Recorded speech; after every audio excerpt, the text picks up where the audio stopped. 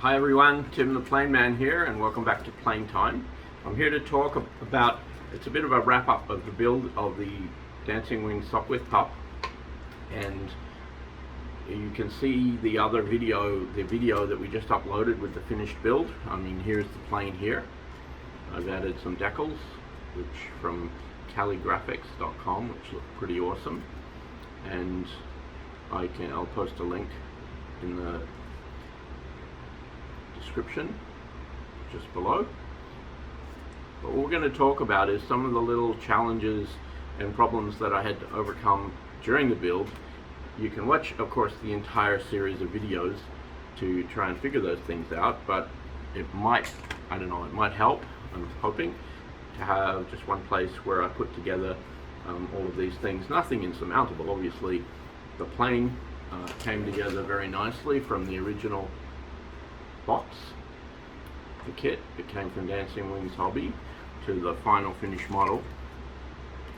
So it's all done, functionally works. You can see the video, it's scooting across the floor, and as soon as I do my maiden flight, I'll post that video too. What I'm going to do now is run through a list of corrections and suggestions for the model, and you can see it in writing. I've written it down as a blog post. I'll also link to the blog that lists these things in detail, and as we run through, I've also marked up the instructions, and I will talk through some of these as I go through. So let's get into it. So the first one that I found, if you remember, or if you watch that particular piece of the video, is at the very beginning there's a piece called number 1, install the mounting base for the motor and the power system. And this is the very first part of the build, when you're just building something that even doesn't feel like a plane. It's actually a great piece of the design. It's a mounting frame that contains all of the electronics and the motor, that can be removed in one piece from the plane. But what happens here, and so if I try and zoom in for the camera so that you can see that, but I've also posted a picture of that on my blog, is that there's one picture in this sequence of pictures where, if you don't watch carefully, this particular piece of the picture actually has the base in the picture upside down. And it shows 2 screws going in at the bottom of the base that attach the piece where the receiver, the battery, the servos are actually going to be attached. But if you don't notice that it's been turned upside down, you might, as I did, put the screws in from the wrong side. And so if you install that into the plane with the screws in from the top, when you later on want to remove that power base from the plane, you won't be able to, because the screws aren't reachable. There's a beautiful, nicely designed little hatch on the bottom of the plane with a magnetic latch here that just pops out, and those screws are easily reachable with a screwdriver just through the base of the plane. But if you put the screws in upside down, turns out you have to come in from the top, which I noticed that before I put the wings on. It'd be even worse if I'd put the wings on already. I'd be really in trouble. So there's your first little heads up. If you follow the instructions in order and build the plane according to the instruction order here, it's very, very important to put those 2 screws in from the bottom. Otherwise, when you follow through to the instructions and you get to the very end when it says install the electronics, well, you'll have a problem, because you may not even be able to get to them if you've got to the point of putting the wings on the plane. So, a really important little piece. Of course, there's another sideline to that, which is change the order of the build. I've also put that into the blog as well. It actually makes an awful lot more sense to build in the electronics at the very beginning. After building this power base, put the electronics in now. then install it into the plane, or with the electronics already in, and basically build the plane around the electronics. You will find the whole build flows much cleaner. It's a much simpler way to go. So that's really the first thing. The second one is kind of a little, well, it seems minor, but it turned out to be a bit of a problem, because I ended up, like with the screws, you know, what I ended up having to do was cut a hole into the top of the fuselage so that I can open up the top of the fuselage so I could get at the screws and then open them up, and then I put them back in from the bottom. But the other piece here is these two pieces, the J pieces. So it's basically putting the frame that actually forms the frame of the front of the fuselage in. And it's a little tricky to read, but what you can see here on the plan, and again, see the picture I've blown up on the blog, is my note here, because what the picture shows is installing the two pieces called J onto this mounting base. And there's actually a little red marking that says J and two red arrows that point to installing the pieces called J. But there are 4 J's. There's not just 2. There are 2 other J pieces that fit onto the bottom. So there's 2 J's that run along the top, which is the one where the red lines are. And there's another 2 J's that run along the bottom. And then again, if you've done a complete inventory of every single piece on your build-out board, you may have noticed that. You'll be fine. If you miss it, like I did, then you've only put 2 J pieces on here, because it only just mentions 2, and there are 4. So that's really quite important. Another one is a little bit of a hint, not so important, I suppose, but what I found was that this tail peg, little piece of hardened hardwood that comes with the plane, that you install at, let's see, in the next section, assemble the fuselage. So put this fuselage together and install the tail peg. I broke this off twice during the build. It's very fragile, and what I'd also recommend, so what I'd recommend, number one, which is the first suggestion that I wrote up in the blog, is maybe postpone putting that in till you're actually ready to put on the tail, the rudder, a bit later in the build. But also treat it with some CA or super glue. I've now soaked it in effectively super glue just to give it some strength, because it really is quite fragile. Perhaps it's the way that it's cut out on the board. The grain of the wood actually runs across the peg, just because of how it appears on the board. So it's actually, you know, quite easy to break. If the grain ran long ways, maybe it would be better. You know, if I was thinking about it, I might use an alternative piece of construction material. If I have, which I've ordered, some carbon fiber rod, you know, it might make sense even to replace that peg with the carbon fiber rod, or something that's going to be a little less fragile. It's quite fine for sitting on the shelf, and it looks very nice, but I'm not sure if it's going to survive the first flight. We shall see. So that's the next piece. Now watch out for the Q ribs when you're building.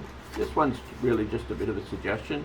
Under the both wings, there are a whole bunch of ribs that need to be installed on the wings to give them their shape, their airfoil, all the way along here. They're all the same.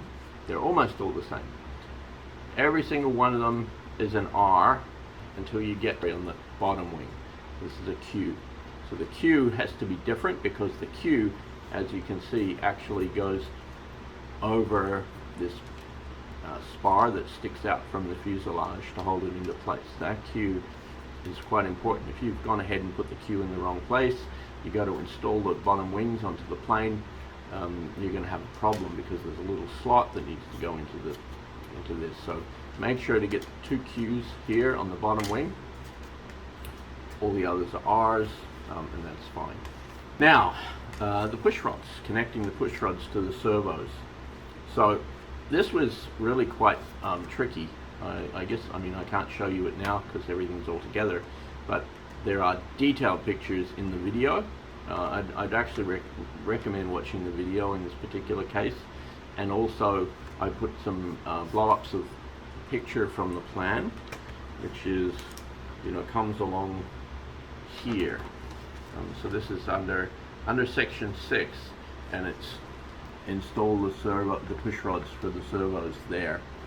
The picture is really a little unclear, and honestly I got out a magnifying glass and tried to clarify it to see what was going on here. One thing that did help, I figured out that at the front of the push rods are these tiny little pieces labeled 6 on the cutout boards that actually go onto the end of the push rods so that you can connect the wire to them. That really wasn't clear without blowing it up, but you can see that. But what you can't see at all clearly when you blow it up, the picture is just quite grainy, is exactly how to connect the wires on the end of the carbon fiber push rods and from that number 6 wooden piece, and then hook them onto the servo arms. And I figured out a way to do it. I took detailed pictures that show how I did it. There may be other options that maybe you have tried or figured out better ways to do it than what I did, but I figured out one way, so maybe that might help you when you're building your plane. The way I've done it is actually pretty straightforward, and you can see the pictures there on the blog that show how to install those push rods and the little wires that connect into the servo arms. So I'd probably watch out for that. The picture on the instructions, they could probably do with using a high-def camera for that.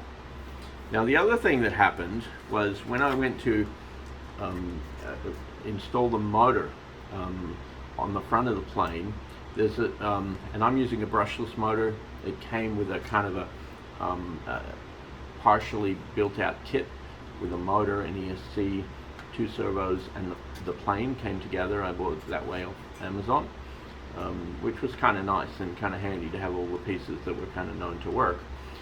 It's a brushless motor, and for the brushless motor, there's basically 2 different alternative mounting bases for a motor that are included with the kit. They include a frame for the motor that you would use if you're using a brushed motor, and they include a frame, a little build-out frame here that you build if you're going to install a brushless motor, which is the one that I have.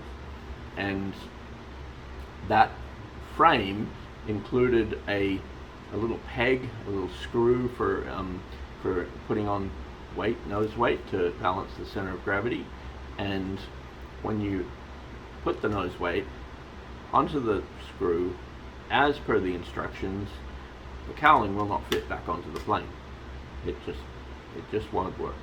So this one's fairly straightforward. Is just don't do what the instructions say, and do what I did. Which again, I have. There's a video that shows exactly how this was done, but effectively, it's really just a question of not putting that screw on or removing that screw if you've already done it, and then putting the nose weight. There's a really nice little enclosure that mounting base has right beside the motor, almost purpose built for it. It seems great. So I just put some of the weight in there, and I ended up having to put a bit more weight, so I put some underneath as well, and that balanced out the center of gravity. So this plane balances quite nicely according to the instructions, which is 15 millimeters behind the leading edge of the plane is where the center of gravity should be, and as you can see, that just balances pretty much perfectly. So don't follow the instructions if you're using a brushless motor around installing that nose weight. Is my suggestion. That's what worked for me, so hopefully that will help you. And I just want to see if there was any other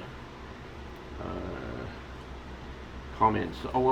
So the next major comment is really about you know, the order of the instructions, and it's the order in which you're going to build the model out. And I found, and I pretty much followed the instructions according to the order, but what I found was that certain things might have been easier or would make more sense if I did it in a different order. So I don't need to go through step by step. Maybe what I've written, I've actually got step-by-step instructions in the blog post that I've written, so you can read that. And I'm probably going to build this plane again, so I'm going to follow my own instructions and test them to make sure that they work.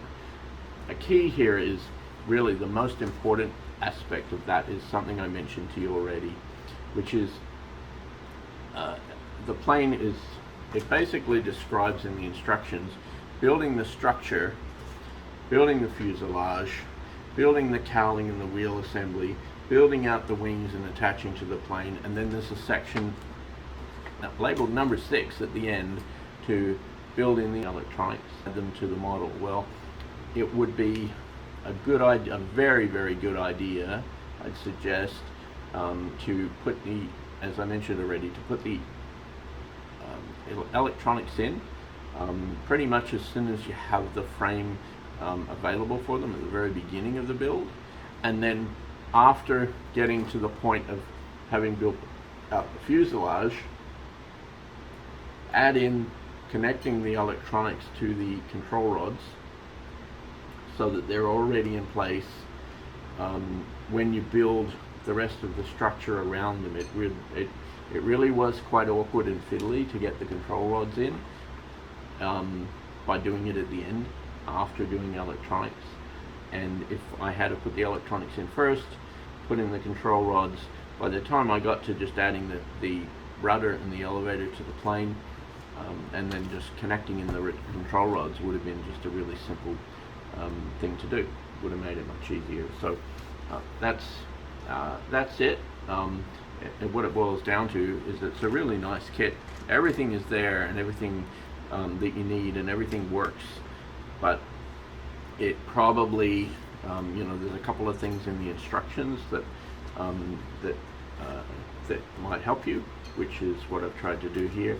And just lastly, I thought I'd probably just add the specs for what I actually did build into the plane.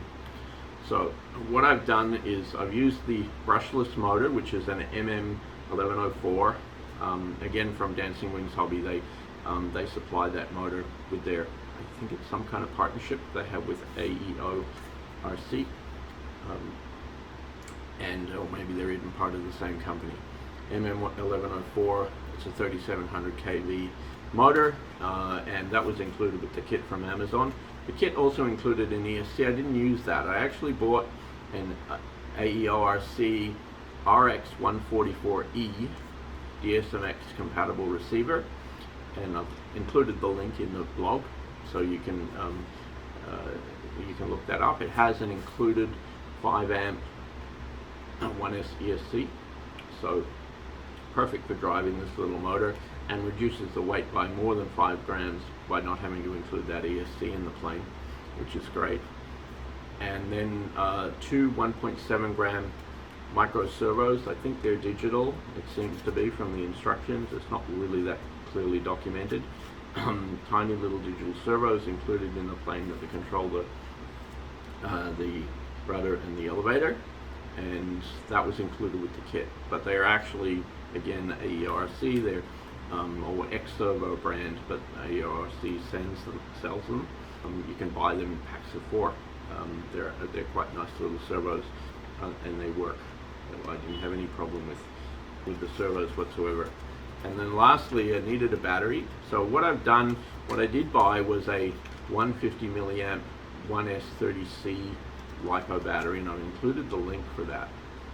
Now, the specs actually do say that that as recommended for the battery, it should be a 150 to 200 milliamp hour battery. So I went for a 150 because I wanted to keep it light. I'm fairly sure that it's underpowered with a 150 milliamp hour battery, even at 30C. And so I have also bought a 200 milliamp hour battery, and I plan to test it with both of them I'm going to try it with the 150 and see how it flies, and if necessary then I'll add the 200 to give it a little bit more power. The weight difference is actually not that much, and if it turns out that that works better, I'll change and update the information on the blog. So the total weight for all those electronics was 15 grams, and I think if you saw the final video where I've showed the complete plane together, the whole plane together weighs in at almost exactly 70 grams with 15 grams of electronics. The actual build out weight for the plane without electronics was about 50 grams, and 15 grams for the electronics, and other things got added. I think we're definitely quite overweight. As you can see, I've added a 3D printed pilot. My friend Justin built that for me, and a little Vickers machine gun to make it look sort of authentic.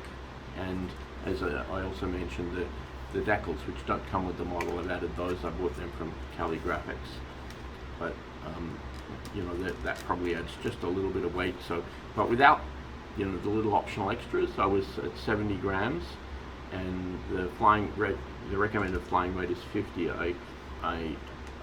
We shall see how it flies with that, but this is how you get it to this point with some of the suggestions or the discoveries that I made during the build. So hopefully that helps. I'm really interested to see that others can build and fly the same plane. Honestly, I love it. It's really nice. It looks great on the shelf, and I'm looking forward to getting out and flying it myself when I get absolute perfect flying conditions. I'm hoping that's going to come up sometime soon. Thanks very much. I hope you enjoyed the video. I hope this helps, and happy to answer any questions or take on any suggestions. I don't pretend to be an expert. I'm putting this out there just to help with my discoveries, in the hope that it helps anyone else. And if you like the video, please click the like button. It's appreciated, and consider subscribing. This won't be my last video. I will be posting soon a video of the Fokker E that I built, adding the similar electronics into that, and then I'm also going to be starting on a build of a Guilo's Sopwith Camel, a larger plane, and that's originally a rubber powered plane, and I'm going to put some electronics into that. So if you hit subscribe, then you'll get updates when those come through. Thanks so much for watching, and have a good day.